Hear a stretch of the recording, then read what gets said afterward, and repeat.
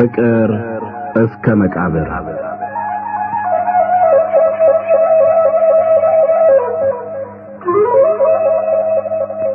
ደራሲ ሐዲስ ዓለማየሁ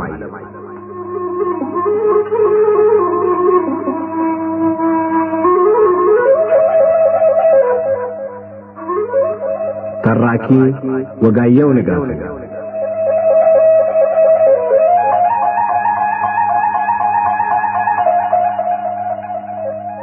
ፍቅር እስከ መቃብር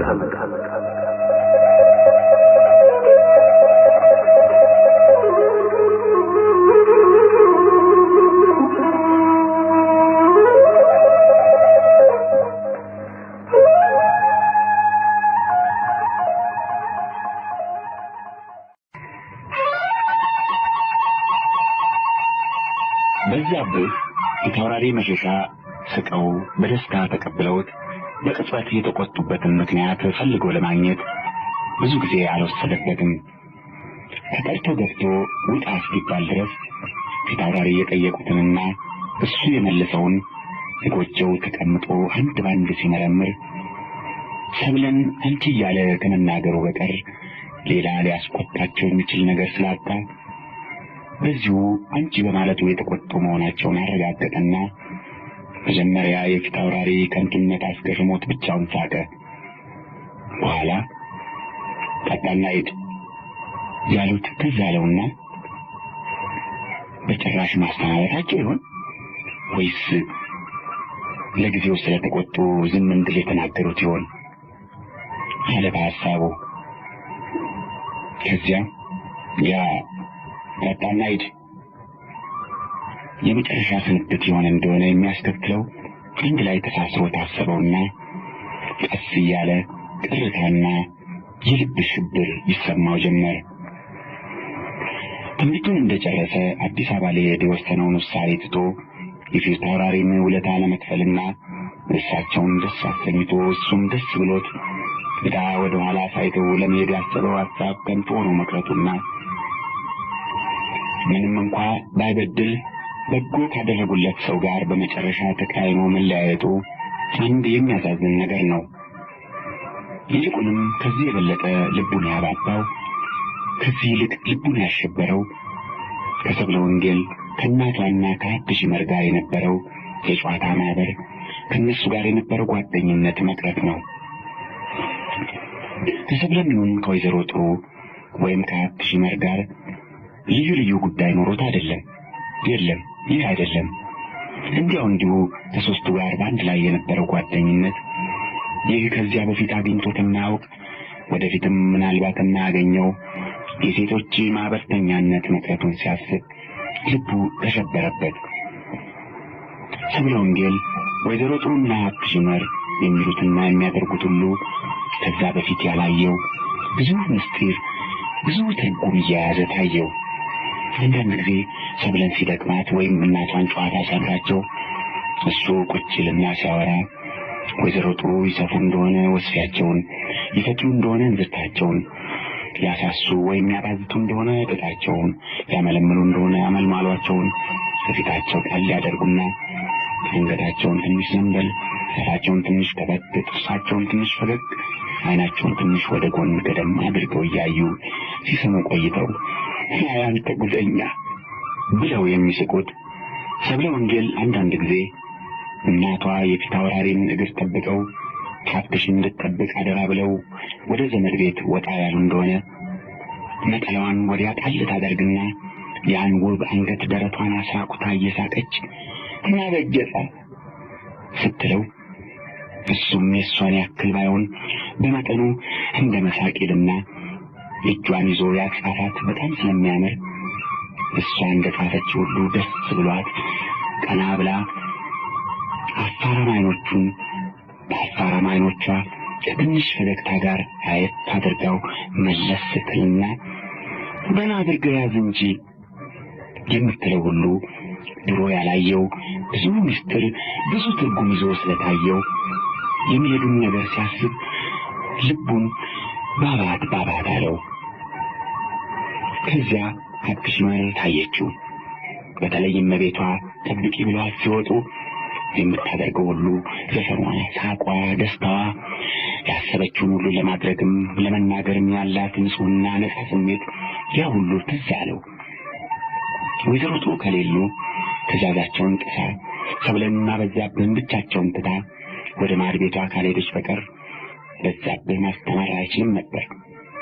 ሀብትሽ ወይ ትግል ትገጥመዋለች፣ ያለዚያም በጀርባው ትታዘልና አንገቱን በሁለት እጇ ይዛ ስለ ተማሪ ፈሪነት፣ ስለ ሁዳንነቱ፣ ስለ ፍቅር አዋቂና አሳማሪነቱ የሰማችውን ግጥም በዜማ ወይም በንባብ ስትደግም ትቆይና ለጥፊ መታው ወይም ከኋላው አንገቱን ስማው ትሮጣለች።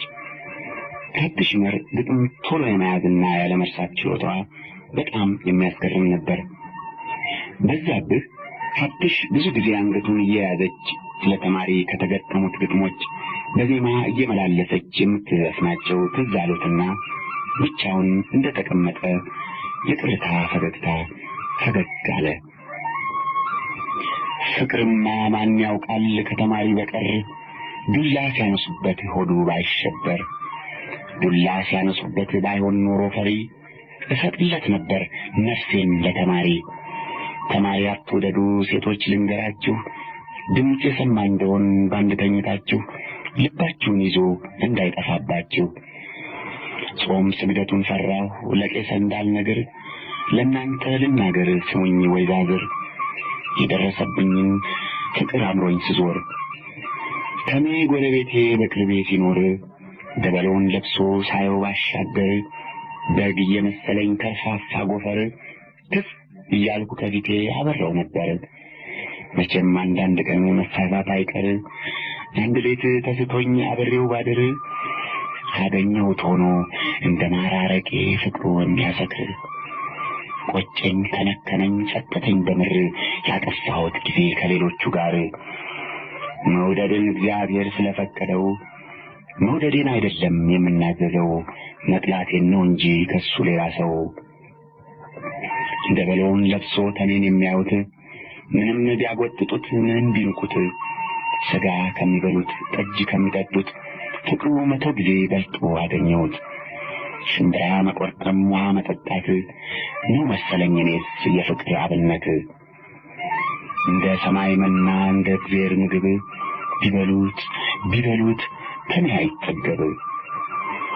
ቡኮውን ደናግል እያቦኩላት ምጣዱን ቅዱሳት እየቃዱላት፣ ሱራፌል ኪሩቤል ጻድቃን ሰማዕታት በከርቤና በጣን እያሰሱላት፣ እሳቱን መላእክት አንድደውላት፣ ዳዊት በበገና ሰላም እያላት፣ ዕዝራ በመሰንቆ እያጫወታት፣ ተዋናይ በቅኔ እያወደሳት፣ ያሬድ ጡመ ዜማ እያዜመላት፣ የሰማይ ሰራዊት ተባብረው አንድነት ደስ በሚያሰኝ ዘፈን እያሞገሳት፣ ወገቧን ሸባ አርጋ በአልማዝ ነቅነት፣ እጇን ለቅለቅ አርጋ በማየ ሕይወት፣ በወንበር ቁጭ ብላ ስሉስ በሰሩት ጸሎት እያረገች እንዲሰምርላት፣ እንደምትጋግረው የአምላክ እናት እንደ ሰማይ መና እንደ እግዚአብሔር እራት፣ ከበልታ አይጠገብ ጸባይል ባንጀት፣ ከመጨመር በቀር የመብል አምሮት፣ ከቶ ለምን ይሆን ተማሪን እግዚአብሔር የፈጠረበት? ፍርሃት ከደሙ የሚወጣበት ጠንቋይ የሚሰጠው ቢገኝ መድኃኒት፣ ዕጣንና መብራት ሰጥቶ ለታቦት ፍስታሙነቱ እንዲጠፋለት፣ መውጫ የሌለው ቤት በጫካ ሰርቶ ተሜን ከነፍቅሩ እዚያ ይዞ ገብቶ፣ እህል እንዳያምር ሆድን ቀዶ አውጥቶ፣ እርጅና እንዳይመጣ እርኩም አርዶ በልቶ፣ የሞት መድኃኒት ከኤልያስ ገዝቶ፣ ሰው እንዳያስቸግር ማምጫ መሄጃውን ቆፍሮ አበላሽቶ፣ እንደ መናኞቹ ከዘመድ ከወዳጅ ከዓለም ተለይቶ፣ ከዚያ መኖር ነበር ከሱ ጋር አዘግቶ። ትምህርቴን ጨርሼ ወደ አዲስ አበባ ለመሄድ እንዳሰብኩ ሄጄ ቢሆን ይህ ሁሉ አይደርስም ነበር። ተዳዳሪ ፈቃዳቸውን ባለመፈጸሜ ማዘናቸው ባይቀርም በአንድ ወገኑ ያው ይሻል ነበር። አሁንም ማዘናቸው ዞሮ ዞሮ አልቀረም።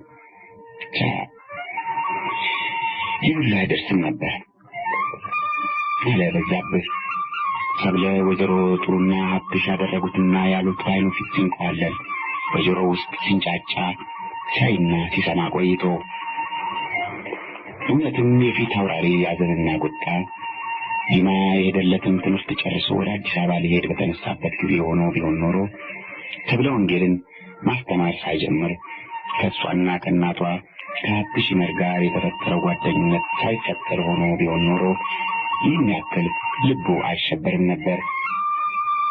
ያን ጊዜ ቢሆን ኖሮ የራሱን ጉዳይ ወደ ጎን ትቶ ፊታውራሪን ደስ ሊያሰኝ ሲጣጣር ሳይበድላቸው የቁጣ መልስ ላላቸው ብቻ ደርሰው ቢቆጡ የደም ስራቸው እንኳን እንደ ፍየል ቀንድ መንታ ሆኖ በግንባራቸው መገተር እንደ ዋልያ ቀንድ ብዙ ቅርንጫፍ አውጥቶ በሙሉ አካላቸው ቢገተር መቼስ ምን ላድርግ ብሎ ትከሻውን ወደ ላይ አንስቶባቸው መንገዱን ይሄድ ነበር እንጂ ይህን ያክል አያዝንም ነበር። አሁን ግን የሴት ማህበርተኝነት፣ የሴት ጓደኝነት ለካ ሳያውቀው ለጊዜ ብዛት ስሩን አስፋፍቶ በውስጡ በቅሎ ኖሮ ለካ ሳይታወቀው በውስጡ መሰረቱን ጥሎ ኖሮ የመለየት ሐሳብ ሲያስብ የአካሉ ሕንጻ በሙሉ ተንቀጠቀጠ፣ ተናወጠ። ታዲያ እንግዲህ ምን ላድርግ? ነገ ቤት ይለዋልና አዲስ አበባ መንገዴን ላሰናዳ ወይስ ሁለተኛ እንዳትመጣ ብለው ግልጥ አድርገው እስኪነግሩኝ እንደ ልማዴ ሄጄ ላስተምር? ምናልባት ዝም ብለህ ጠጣና ሂድ ማለታቸው ለጊዜው ከቤት ውጣ ማለታቸው እንጂ ከስራ ወግድ ማለታቸው ላይሆን ይችላል። ብቻ ሐሳባቸው ይህ መሆኑስ እንዴት ይታወቃል? አለ በሐሳቡ። በዛብህ እጎጆው ተጋድሞ አይኑን አፍጦ ይህን ሁሉ በሐሳቡ ሲያወጣ ሲያወርድ ከሌሊቱ የሚበልጠውን ክፍል እንቅልፍ አጥቶ ካሳለፈ በኋላ በተከታዩ ቀን ወደ ፊታውራሪ ቤት ሳይሄድ እንዲውል ወሰነ። ይህም የወሰነበት የቤቱ ውሎ የአዲስ አበባ መንገዱን ለማሰናዳት ሳይሆን የፊታውራሪን ሐሳብ ለማጣራት ነው። በልማዱ በዛብህ ለምሳውም ለራቱም ወደ ፊታውራሪ ቤት ሳይሄድ የቀረ እንደሆነ ከአንዳንድ ጊዜ በቀር ጠያቂ ወደ ቤቱ ይልካሉ። አንዳንድ ጊዜ ብቻ አልፎ አልፎ እንደ አለቃ ጡመ ልሳን ያለ ወይም ሌላ መብልና መጠጥ ብቻ ሳይሆን ሐሳባቸውን ጭምር በሙሉ የሚሰጡት ታላቅ እንግዳ የመጣባቸው እንደሆነ በዛብህን እስከ መፈጠሩም ይረሱትና ጠያቂ ሳይልኩ ይቀራል። ብቻ እንዲህ ያለው በጣም አልፎ አልፎ የሚደርስ ነው። ስለዚህ እንዲህ ያለ አጋጣሚ ካልደረሰ በዛብህ ቤታቸው ሳይሄድ ውሎ ሲያድር መላእክተኛ ታላቁ እርግጥ የማሰናበታቸው ማስረጃ ነው ለማለት ትንሽ ቢያጠራጥርም የመጣላታቸው ምልክት መሆኑ አያጠራጥርም። በበነጋው በዛብህ ከፊታውራሪ ቤት ጠያቂ የመጣ እንደሆነ በሽተኛ ሊጠይቅ ሄዷል ብሎ እንዲነግር ለሚረዳው ተማሪ ነግሮ ልብሱን ሊያጥብ ወደ ወንዝ ወረደ። ከአጠባ ሲመለስ እግረ መንገዱን ግራጌታ ቀለመወርቅ ወደሚባለው ወዳጁ ቤት ጎራ ብሎ እዚያ እየተጫወተ ምሳውን በላና ጎጆው ሲደርስ ከፊታውራሪ ቤት ጠያቂ ደርሶ ሄዶ እንደውም ቢጠይቅ ረዱ ጠያቂ ያልመጣ መሆኑን ነገረው። ማታም እንዲሁ ጠያቂ ሳይመጣ ቀረ። የገበሬ ልጅ ጠግቦ ለምን ቀና ብላችሁ አያችሁኝ ብሎ ነው እንጂ እስካሁን ምን ተናገርኩ አሉ ፊታውራሪ ያን ዕለት ማታ ራት ላይ በበዛብህ ምክንያት በቤተሰቡ መካከል በተነሳው ጭቅጭቅ። እኔ እኮ የምለው ጌታዬ አሉ ባለቤታቸው ወይዘሮ ጥሩ አይነት፣ እኔ እኮ የምለው ይህ ሰው ልጃችንን አስተምርልን ስንለው ለዝምድናችን ሲል መንገዱን አቋርጦ የእኛን ፈቃድ ለመሙላት ተቀመጠ እንጂ በደሞዝ አልቀጠር ነው። ስለዚህ እንኳን ሳያጠፋ ቢያጠፋም የአንድ ሁለት ጊዜ ጥፋቱን አይቶን ላላዩ ማለት ነው እንጂ በሰው ፊት መቆጣት ቅር ሳያሰኘው አይቀርም። ደግሞ እኮ እሱ ከወጣ በኋላ የተናገርነውንም ወዲያው ይሰማዋል። ይስማው የገበሬ ልጅነቱን እሳኩን ያራገፈ በእኔ እንጀራ መሆኑን እሱ ራሱ ይክዳል። ብቻ ሞያ እኔ ዝም በልና ሂድ ከማለት በቀር ሌላ ክፉ ነገር አልተናገርኩትም። ወዲያውስ ጌታ ሲቆጣ ደስ ያሰኛል እንጂ ጌታ ባለሟሉን ነው መቼም የሚቆጣ። ስለዚህ ደስ ያሰኛል እንጂ አያስቀይምም። እሱም የቀረ ተቀይሞ አይመስለኝም። አሞት ወይም ጉዳይ አግኝቶት ይሆናል። ለመሆኑ ዛሬ ብቻ ነው የቀረ? ሌላ ቀን ቀርቶ አያውቅም አሉ አባ ሞገሴ። ማስተማር ከጀመረ ቀርቶ አያውቅም። በፊት አንዳንድ ቀን ሲቀር ጠያቂ ይላክለት ነበር አሉ ወይዘሮ ጥሩ። ዛሬ አልተላከም አትልኪም ኖሯል። እስ እንዲያው ሁሉንም እኔ ካላሰብኩት እዚህ ቤት የሚሆን ነገር የለም ማለት ነው። ወይ ጉድ አሉ ፊት አውራሪ። ተቆጥተው የሰደዱትን ሰው እንዲመለስ መፈለግ አለመፈለጉን በምን አውቄ ነው እኔ ጠያቄ የምልህ? ታውቂያለሽ፣ ደህና አድርገሽ ታውቂያለሽ። ጥፋቱ የእሱ አለመሆኑን ታውቅ እናንተን እንጂ እሱን እንዳልተቆጣው ታውቂያለሽ። እንዲያው ሰውን ጥፋተኛ አስመስሎ ለማሳየት ሰውን ለማስወቀስ መፈለግ ስትፈጠሪ አብሮሽ የተፈጠረ ባህሪ አብሮሽ የተፈጠረ በሽታ ስለሆነ ነው እንጂ ታውቂያለሽ አሉ ፊት አውራሪ ተቆጥተው። የለም እንዴ አጣለም። ነገ ጠዋት በዚያ ሳልፍ ደህንነቱንና ዛሬ ሳይመጣ የቀረበትን ጠይቄው አልፋለሁ አሉ አባ ሞገሴ። ከራት በኋላ አባ ሞገሴ አዛዥ ደስታና የወይዘሮ ጥሩ አይነት ዘመድ ወይዘሮ ባፈና በየበኩላቸው ጨዋታ ቢጀምሩ ፊት አውራሪና ምሽታቸው ተቆራርፈው ለጨዋታው ተካፋዮች ስላልሆኑ አልክም አለ። ጨዋታው በሶስቱ መካከል ትንሽ እንደቀጠለ ባለቤቶቹ አፋቸውን ዘግተው ተቀምጠው እንግዶች መጫወቱ ደስ አለላቸው ስላለ አዛዥ ደስታና አባ ሞገሴ ድሮ መጠጥ እየጠጡ ብዙ ሲጫወቱ የሚያመሹት ያን ዕለት ቀደም ብለው እየተሰናበቱ ወደ የቤታቸው ሄዱ። እነሱ እንደወጡ ሰብለ ወንጌልም አባት እናቷን እጅ ነስታ ሀብትሽ ይመርን ከማድ ቤት አስቀርታ አስከትላ ወደ እልፍኛዋ ሄደች። ሀብትሽ ሰብለ ወንጌልን ደጅ አውጥታ መልሳ እግሯን ስታጥባትም ልብሷን አውልቃ ስታስተኛትም የምትለፈልፈው የበዛብህን ነገር ብቻ ነበር። ሀብትሽ ይመር በፊት አውራሪና በወይዘሮ ጥሩ ፊት ሲሆን አንገቷን ብትደፋና ሰብለን በእመቤት ወግ የምታከብር መስላ ብትታይም ብቻቸውን ሲሆኑ ልክ ከጓደኞቿ እንዳንዷ ነበር የምትቆጥራት። ገድሜም 2 ወር ያክል ሰብለ ትብለት እንጂ ጓደኞች ናቸው።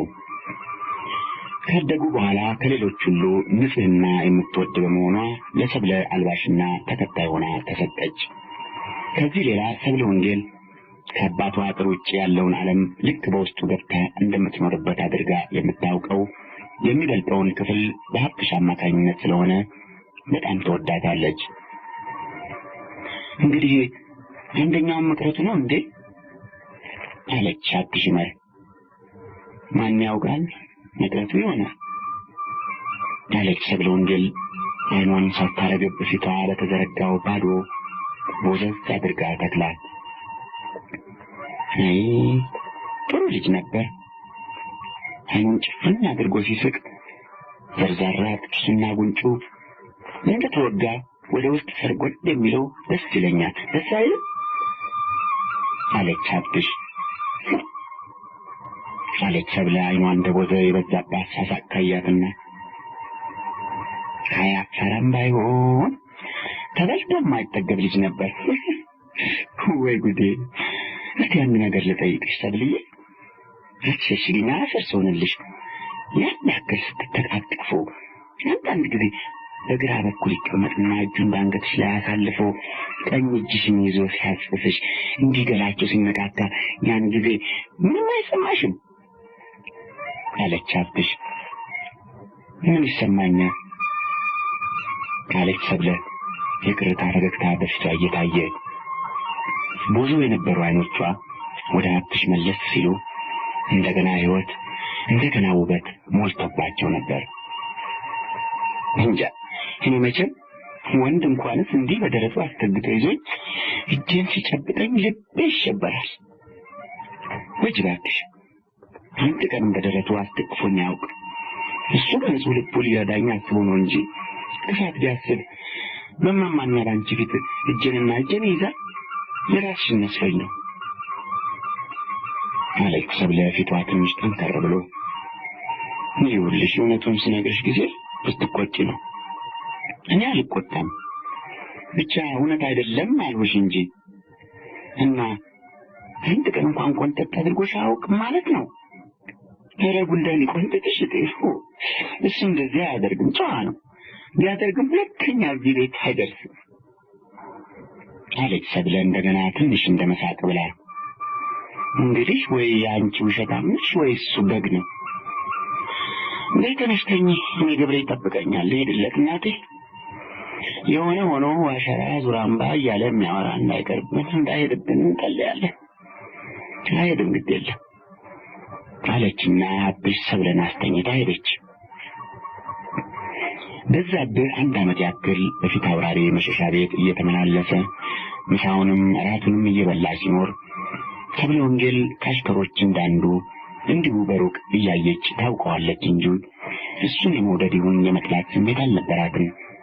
ድንገት በአጋጣሚ በአጠገብ የሚተላለፈው የሆነ እንደሆነ እጅ ሲነሳት በልጃገረድ ወይዛዝር ወግ እንደተሰደበች ሁሉ ፊቷን ከፍቶት በራሷ ሰላምታውን መልሳለት ትሄዳለች። ይህ እንኳን ተገድ ብላ ሰላም ያለች እንደሆነ የአባቴናቷን ቁጣ በመፍራት ጭምር ነው። ካሳ ዳምጤን ከሷ ለማራቅ አባቷ እሱ እንዲያስተምራት ሲመርጡት ግን እንዲያውም ጠላችው። አባቷ በሷ ምክንያት ሕይወታቸውን ለማሳለፍ በጦር ሜዳ ሄደው ባይሰለፉና ፈቃዳቸውን መፈጸም ለዚህ ዋጋ ይሆናል ብላ ባታምን ኖሮ በጉዱ ካሳ ፋንታ በዛብህ እንዲያስተምራት በጭራሽ አትፈቅድም ነበር። ብቻ ፊታውራሪ ሕይወታቸውን የሚሰጡበት ምክንያት ያልነበረ መሆኑን እንድታውቅም ለእሳቸው መስሏቸው መስዋዕት ሆነው ቀርበው ስለነበረ በበኩሏ ፈቃዷን ለፈቃዳቸው መስዋዕት ማድረግ ይገባል ብላ ትእዛዛቸውን ተቀበለች። በዛብህ 1 ወር ያክል ካስተማራት በኋላ ግን ስለሱ የነበረው ሐሳቧ እየተለወጠ ሄደ።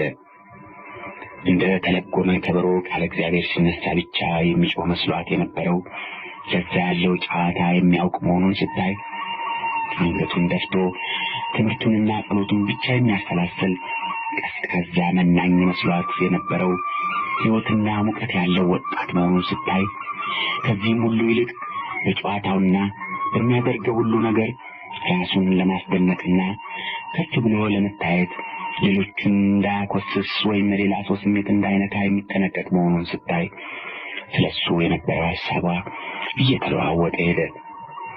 እሷና እናቷን ደስ ለማሰኘት ወሬ ሲያወራ በአንድ በኩል የሚያወራው ወሬ ለክብራቸው የማይስማማ ሆኖ እንዳያስቀይማቸው ሲጠነቀቅ እጇን ይዞ በሚያጽፍበት ጊዜም አንገቷን ወይም ጉንጯን የነካ እንደሆነ ያልተፈቀደለትን ክፍል በመንካቱ ይቀየም ይሆናል ብሎ ሲሰቀቅ ስትሳሳት ያልተሳሳተች አስመስሎ በተዘዋዋሪ መንገድ ስህተቷን እንድታርም ለማድረግ ሲሞክር በጠቅላላው የብርቱና የትጉ አስተማሪነት ተግባሩን ሳያጎድል የቅርብ ጓደኝነቱን መስጠት የሚያውቅ መሆኑን ስታይ እየለመደችው እየወደደችው ሄደች።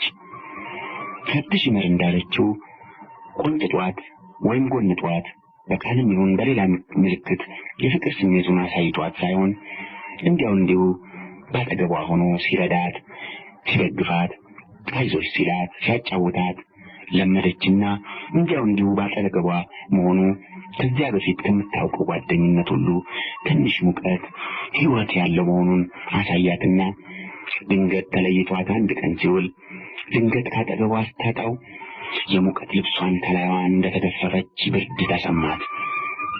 ከተወለደች ጀምሮ አብረዋት ከኖሩት አባት እናቷ ከዘመዶቿ ከሽከሮች መካከል እንዳልሆነች ሁሉ ብቻዋን የሆነች መሰላት።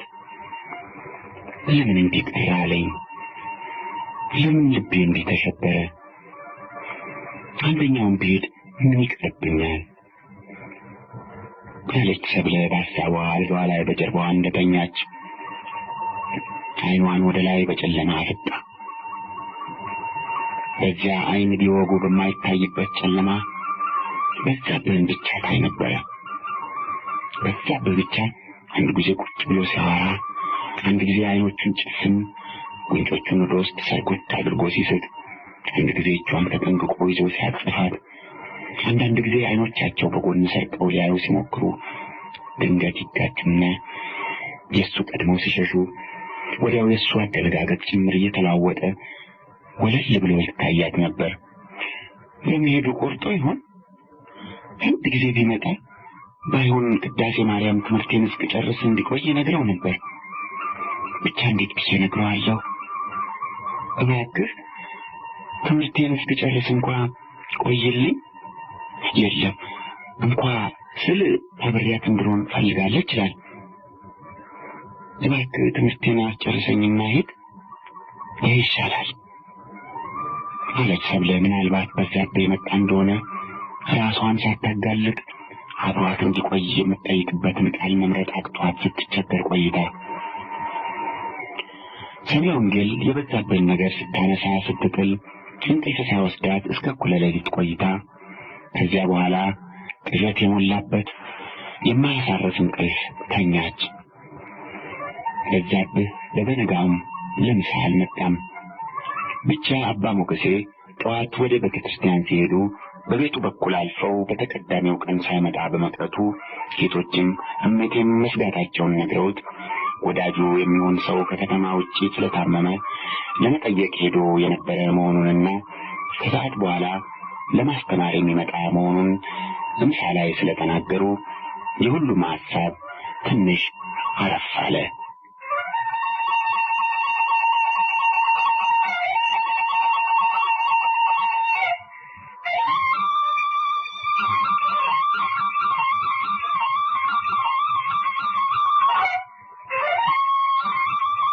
በዛብህ ከምሳ በኋላ ለማስተማር የሚመጣ መሆኑን አባ ሞገሴ ግብር ላይ ሲናገሩ ቤተሰቡን በሙሉ ደስ አለው። ግብር ምላሽ ሊሆን ትንሽ ሲቀረው አጋፋሪው ወደ ፊት አውራሪ ቀረብ ብሎ ከሶስት ጉልቶቻቸው ሶስት የባላገሮች ወኪሎችና ሹማቸው ብላታ መንግስቱ ዘላለም መምጣታቸውን ሲነግራቸው መጡ፣ ምሳቸውን አብላቸው አሉ ፊት አውራሪ። አዳራሽ ብሎ ወይስ እዚህ አለ አጋፋሪው ግብር ምላሽ ሊሆን ምንም ያክል ያልቀረው መሆኑን በመመልከት ግድ የለም እዚህ አብላቸው አሉ ፊት አውራሪ። መጀመሪያ ሹሙ ከዚያ የባላገሮች ወኪሎች ተጠርተው ገብተው ምሳቸውን በልተውና አንዳንድ በርሌ ጠላ ጠጥተው እስኪወጡ ድረስ ፊት አውራሪ በቁጣ በቀላ ክፉ ዓይን ይመለከቷቸው ነበር። ግብር ምላሽ ሆኖ አዳራሽ እንደተነጠፈ ፊት አውራሪ ቶሎ እዚያ ሄደው ተቀምጠው ባላገሮች እንዲጠሩ አዘዙ። ቀኛዝማች አካሉ፣ ባላምበራስ ምትኩ፣ አባ ሞገሴ፣ አዛዥ ደስታ፣ ሌሎችም ዘመድ ወዳጆቻቸው ነበሩ።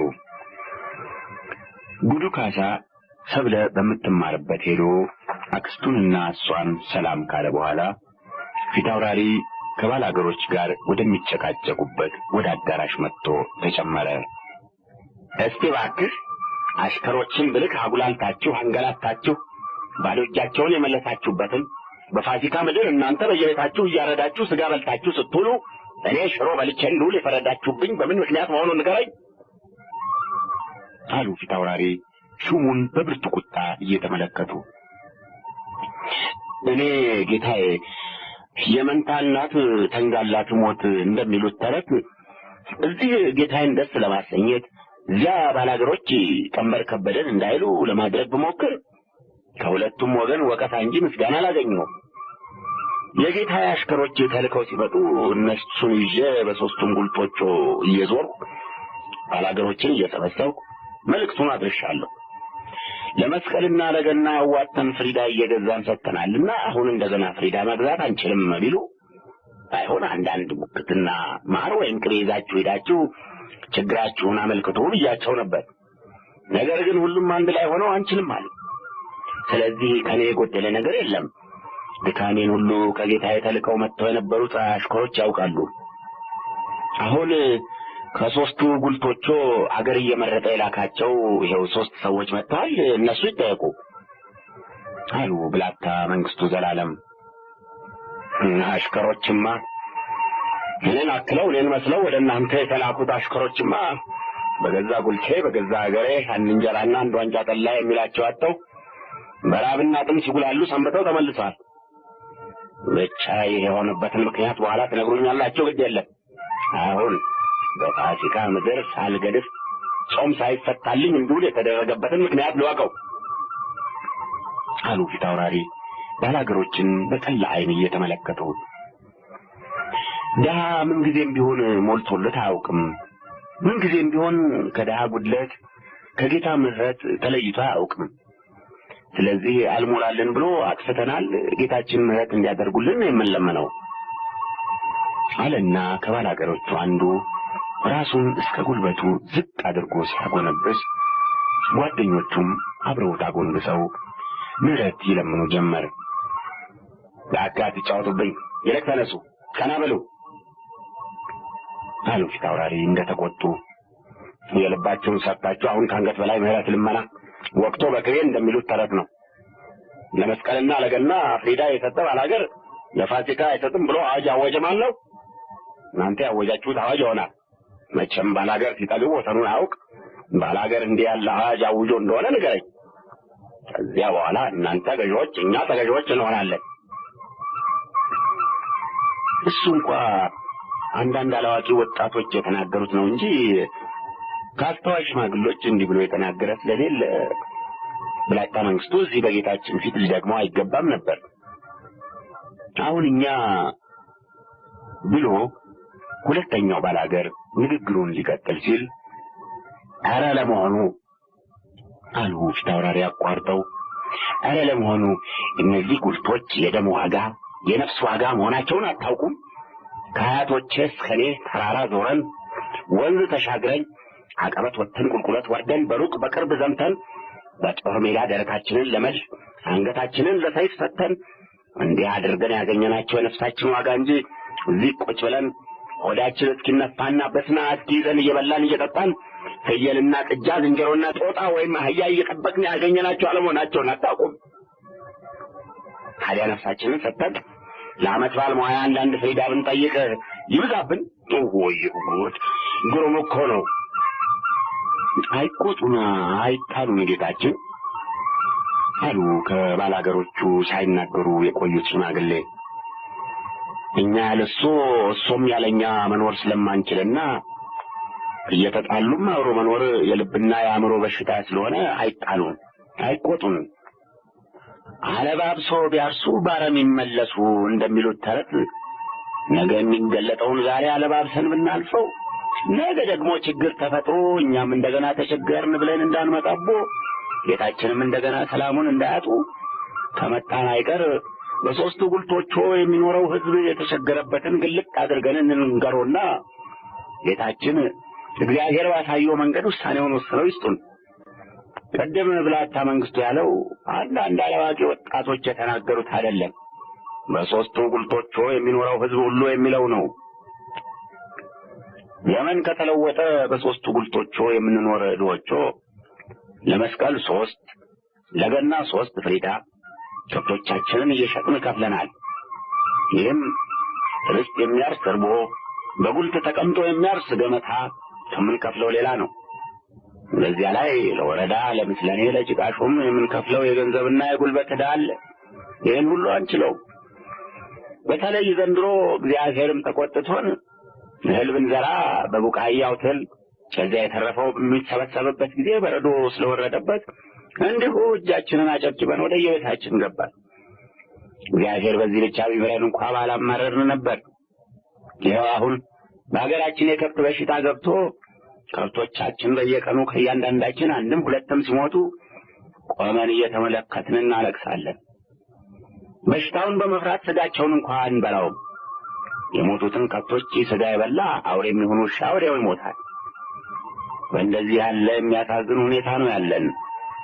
በነበረን ጊዜ እንዲህ ያለ ችግር ሳይደርስብን ሹምን ከማሳዘን ጦም አድሮ ሹምን ደስ ማሰኘትና ሰላምን ማግኘት ይሻላል እያል የእኛ ቀርቶብን የተቀባችሁትን ሰዎች ጌቶቻችንን ደስ ስናሰኝ ኖር ነበር። ሳይኖረን ግን ስንቸገር አይሆን ጥንት የተሰራብንን ዕዳ እንከፍላለን እንጂ ያለ ዕዳችን አንከፍልም እንላለን። ችግራችን ከዚያ ያለፈ እንደሆነ ደግሞ ጥንት የተሰራብንን ዕዳ እንኳ መክፈል ወደማንችልበት ሁኔታ እንደርሳለን። ጥንት የተሰራብን ዕዳ መክፈል የሚገባን መክፈል የማይገባን የመሰለው ምንድን ነው? እባክህ ባላገር ሊከፍለው የሚገባውን ገዢ ይወስናል እንጂ ከመቼ ወዲህ ነው ባላገር መወሰን የጀመረ? አሉ ፊት አውራሪ ሽማግሌው የተናገሩት ከማስቆጣቱም በላይ አስገርሟቸው። ጌታዬ እግዚአብሔር ሀብት ባያድለኝ ዕድሜ ያድሎኛል። በዚህ በረዥም ዕድሜ ርስትና ጉልት ያለው እንደ ጌታዬ ያለ ጌታ ከርስትና ከጉልቱ ምን እንደሚያገኝ እንዲህ ያሉ ርስተ ጉልቶች ላይ የሚኖሩ ሰዎች ዕዳቸው ምን እንደሆነ የጥንት ስሪቱን አውቃለሁ። በታላቁ አባቶ ጊዜም ልጅ ልሁን እንጂ አባቶቼ፣ ዘመዶቼ በጠቅላላው ባላገሩ ለአባቶ የሚከፍለውን አውቃለሁ። አሁን ጌታችን የሚጠይቁን ሁሉ ድሮ ያልነበረ ነው። ከአንተ ዕድሜ ለእኛ ምንም ዋጋ ስለሌለው እሱን ተወውና ምኑ ነው ድሮ ያልነበረ አሉ ፊታውራሪ በባላገሩ ድፍረት በጣም ተቆጥተው። ለጌታዬ ድሃ ዕድሜ ዋጋ የሌለው ቢመስሎ እኔ በጎውንም ክፉንም ስላሳየኝ ዕድሜን እወደዋለሁ። እንዲህ ያለ ረዥም ዕድሜ የሰጠኝን አምላክም አመሰግነዋለሁ። ሀብት አጣን ብለው ዕድሜያቸው እንዲያጥር የሚፈልጉ ብዙ አይመስሉኝም። ድሮ ያልነበረ ምንድነው ብለው ጌታዬ ለጠየቁኝ የጉልት ስሪት ሁለት አይነት መሆኑን ጌታዬ ስለሚያውቁት እኔ አልነግሮትም። እኛ የምንኖርባቸው 3 ጉልቶቹ ርስተ ጉልት ሳይሆኑ እንዲሁ ነጠላ ጉልቶች በመሆናቸው ባላገሮች ለባለ ጉልቶች የሚከፍሉት ገመታ ብቻ ነው። የዓመት ሰብላቸውና ልዩ ልዩ ገቢያቸው በሹም ተገምቶ በዚያ መሰረት አንድ የተወሰነ ገንዘብ ወይም ጉልተ ገዢዎቹ ቢፈልጉ በገንዘብ ፈንታ በአይነት ግብራቸውን ይወስዳሉ። ከዚህ ሌላ የምንከፍለው ዕዳ አጥንት ያልተሰራ ነው። ሳንከፍል የቀረን እንደሆነ የምንታሰርበት መቀጫ የምንከፍልበት የብቻ ነበር። አሁን በቅርቡ በታላቁ አባቶ በፊት አራሪ በሪውን ጊዜ እንኳ አባቴና ሌሎቹ ዘመዶቼ የሚከፍሉት ይህ መሆኑን አውቃለሁ። ነገር ግን በዓመት በዓልና በአንዳንድ ደስታ ወይም የመከራ ጊዜ ዘመዶቻችን እንኳን አደረሶ እንኳን ደስ አሎ ወይም እግዚአብሔር ያጥናው ለማለት ወደ ጌታቸው ሲመጡ ባዶ እጃቸውን መጥተው በልተውና ጠጥተው መሄዱ እየከበዳቸው እንደው ያገኙትን ማር ይሁን ቅቤ፣ ፍሪዳ ይሁን ሙክት ይዘው መጥተው ያበረክታሉ። ነገር ግን መጥቶ ማየቱም ሆነ በረከት መስጠቱ የበጎ ፈቃድና በመልካምም ቢሆን በክፉ ጊዜ በገዥና በተገዥ መካከል መተሳሰብ ለመኖሩ ምልክት ወይም ምሳሌ ነው እንጂ አይደለም። አሁን ዘመኑም ሰዎችም ተለወጡና ልማዱም ተለወጠ። ለበጎ ፈቃድ ለአንድነትና ለወዳጅነት መግለጫ ተብሎ ይሰጥ የነበረው በረከትም በግድ የሚከፈል ዕዳ ሆነ። ረዥም ዕድሜ ይህን ሁሉ ያሳያል አሉ ሽማግሌው ባላገር ባዘን በተሰበረ ድምፅ።